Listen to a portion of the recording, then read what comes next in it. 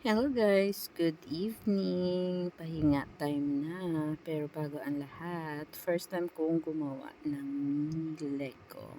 I'm so excited for the yung first time mo pa lang, super mangangapa ka talaga siya kung paano mo siya mabuo. Pero pag naumpisahan mo na siya at saka alam mo na yung technique kung paano siya mabuo talaga. Super excited, super saya talaga. Lalo na yung pag nabubuo mo yung unang level ng puzzle na to. Super nakaka-relax, super nakakawala ng problema, tsaka yung pagod. Kaya I'm so excited nung habang ginagawa ko ito. Sobrang nawala yung mga problema ko. Just nahulog pa yung cellphone ko dyan guys, no? Pero ito na siya.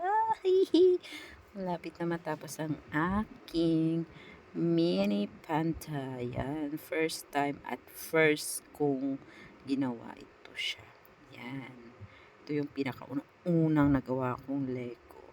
Dati tamad talaga ako gumawa ng mga ganito kasi nga sabi ko parang nakakaubos siya ng oras at saka nakakabagot. Pero nung naumpisahan ko ito guys, sabi ko, ay naku, bibili ako ulit ng bagong ganito, kaliliit. Kasi ang cute-cute talaga nila. Tapos, ang ganda tingnan yan. Tingnan nyo guys, di ba? Super amazing talaga siya. Yan ang aking first ever mini Lego. Natuwa talaga ako kaya pinicturean ko talaga yung box nito.